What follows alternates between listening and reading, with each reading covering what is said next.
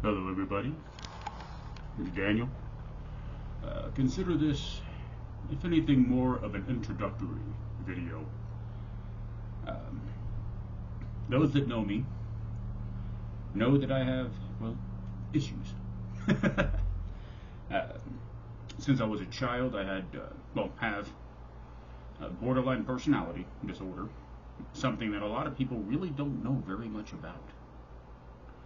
And it's I think, becoming very, very common. And I'll get into that with later videos. But the purpose of this video is to announce that I'm going to try to start putting up videos again. It'll predominantly be, on a YouTube channel, and I'll upload them to Facebook. Namely, honestly, to give myself some sense of purpose. The vast majority of my life has been full of questions. So many things I didn't understand, yet they affected me so profoundly. I needed to know why. And I don't think I'm the only person that's like that. So I spent years both developing, my capacity to think and the way I think and see things, to break them down to the foundations so I can better understand, the nuances that manifest. Nothing can truly be understood when all you look at is the symptoms. You need to understand the source to unravel that intricacy. Excuse me. So, what a lot of it entails is the things I've learned and come to understand, not just with borderline, but also with PTSD, something that I also have dealt with for several years. And while I've mostly got over that, there's always the parts of it that don't go away. And again, I can get into that in more detail in later videos as well. Things like digital addiction, depression, anxiety, how all these things work and manifest. Why they manifest the way that they do. A lot of it I've figured out. Where most of my frustration comes from is having the answer doesn't guarantee a solution. Knowing what's wrong doesn't always give you a way to fix it. And that is a lot of the stuff I struggle with on the borderline, for example. For those that don't know, borderline is a personality disorder primarily characterized by extreme feelings of loneliness and feeling unwanted, unwelcome. It includes aspects of suicide ideation, where even as a young child, the thought of suicide, dying, was always there. All I knew was pain. All I knew how to feel was pain. And death was the only way to get past that. I was that pain. And the rare times that I felt anything else was halcyonic, euphoric. But it never lasted. And the better it felt, the worse it felt when it passed. And it's a very convoluted, dynamic that's in play with a lot of that. And it took me a long time to unravel how a lot of it comes into play. And the things I've learned I would like to share with people so that perhaps they don't reach the point that I have.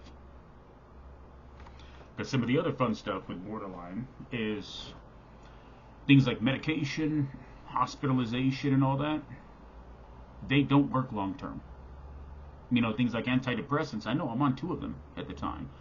They help for a short period of time, a couple of months maybe, and then they just seem to quit working. I know my speech patterns are a little bit erratic at the moment. A little slower, and part of that's intentional because I generally tend to talk fast. But that's because I'm currently going through withdrawal symptoms for the antidepressants, even though I'm still taking them. Because they're just not working. They're not connecting. I'm still trying to understand the particulars of that. And if I can figure any of that out, I'll share that information, of course. But I wanted to go back to the basics of a lot of that, the essential foundations of how all that stuff, comes to be, where it comes from, and why it becomes what it does. And I'll get into more of that with future videos.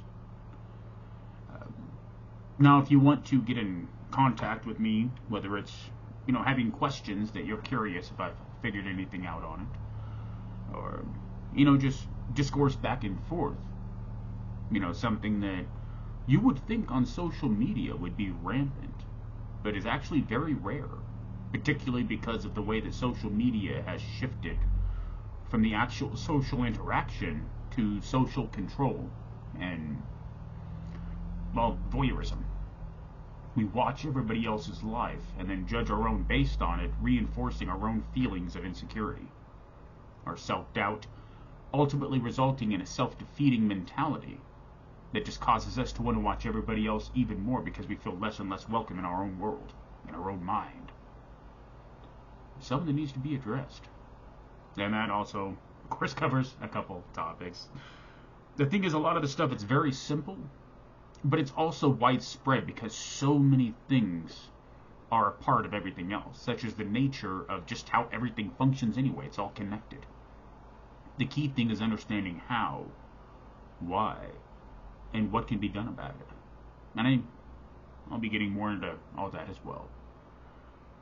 So, the best way to contact me, as I was, saying before I digressed, is likely either through personal messaging on, Facebook, and I'll link that on the YouTube, description and all that, so people can get to that. And I will also likely be creating a group that I'll also, make notice of once I get it done. So people will have an easy way to find and access this stuff, because Facebook is infamous for burying things. The second it's not getting them, ad revenue, it's gone to make room for what's next. Such as the modern example of social media. They've taken the social out of it, and now it's, economic media. It's a way for money. And that's, so many things have just become about money.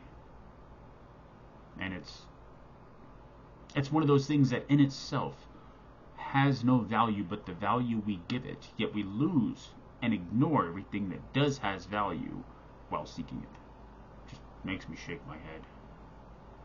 But anyway,